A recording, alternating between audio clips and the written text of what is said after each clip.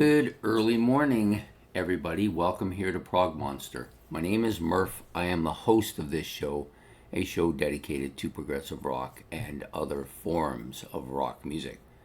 So we're back with a mini series that started yesterday and will continue today. The second episode features Sir Elton John.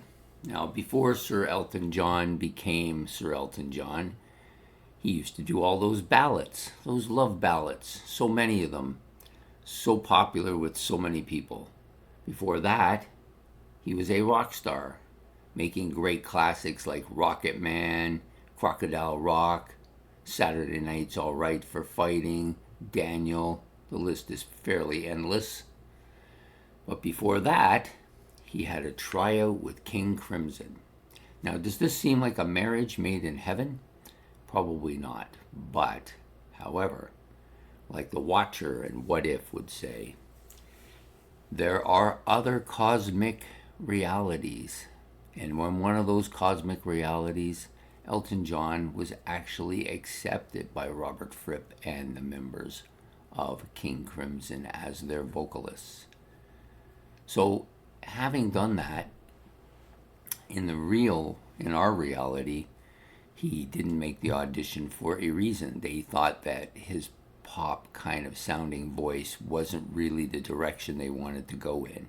So he went his way and they went their way. It wasn't really a big issue until years later when he became famous, right? But at that time, they just thought his vocals didn't quite work with them. But what if they'd changed their mind? What if in a different reality, he actually became a member of King Crimson? So that's what this episode is about. It's about those alternate realities in which certain people became part of bands that they auditioned for. And today's episode features Elton John joining King Crimson. So for me, Elton John is a fantastic vocalist. I think he absolutely is a killer voice. I do not like any of the music he's put out since about 1975 and onward. The early years, he put out a lot of really classic rock sounds, which I really enjoy quite a bit. But as it got closer to the 80s and throughout the 80s, 90s, 2000s, and so on, he's been basically a ballad maker of love songs and doing duets and all that. And he's great at that. I have no problem with him doing any of that. It's not my style of music, so I don't really pay much attention to it anymore. But in the early days, he was a rocker. And that is what I'm thinking King Crimson would have hired him for. So as you know, with King Crimson, they tend to go through their members fairly quickly. Initially, in the Court of the Crimson King, you had Greg Lake doing vocals. But then Greg Lake joined Emerson, Lake and Palmer and was gone, most of the band gone after the first album, and replaced by other people. And one of those other people, in this case, is Elton John. He took over as vocalist for the band. Now, in the Wake of Poseidon has Greg Lake doing quite a bit of vocals on there, but in the reality, this reality, because Elton John was hired, he didn't have to do that, so they go to him to do the vocals. What would this sound like? I'm not sure what this is going to sound like. I think Elton John is a professional. He's shown that he can do multiple different things, and I think that he would fit himself at this stage of the game. He would fit himself to whatever sound that they wanted him to. Would this make King Crimson more popular? I'm not sure. Would it affect Elton John's career? That's uncertain. However, I would have to think that both of these things would be in effect. First of all, I think King Crimson, the vocals that he would do from King Crimson would give them a different sound altogether. They might sound more acceptable to people. Maybe they would have actually sounded a little bit more commercial.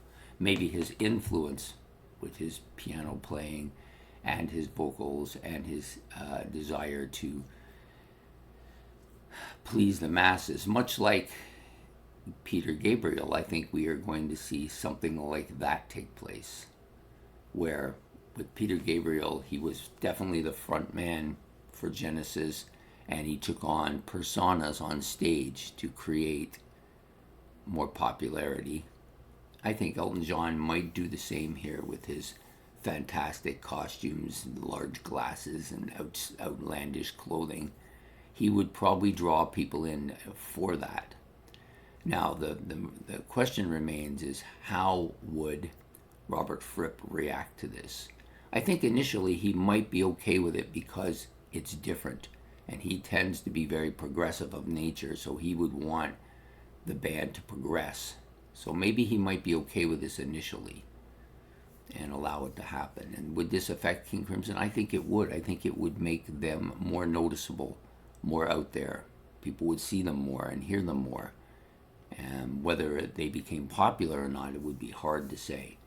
But I also think that after an album or two, you might get two, maybe they would keep him on for Lizards, and maybe that would be a better album as well. But after a few albums, this would wear thin on Robert Fripp, I'm sure, and there would become a conflict between him and Elton John, almost certainly because of the different musical directions that they both wanted to go in. Elton John at this point will have done what he wanted to, which was to sing with a band and start to move in the direction that he wanted to go. So I don't see this as being a long-term marriage here.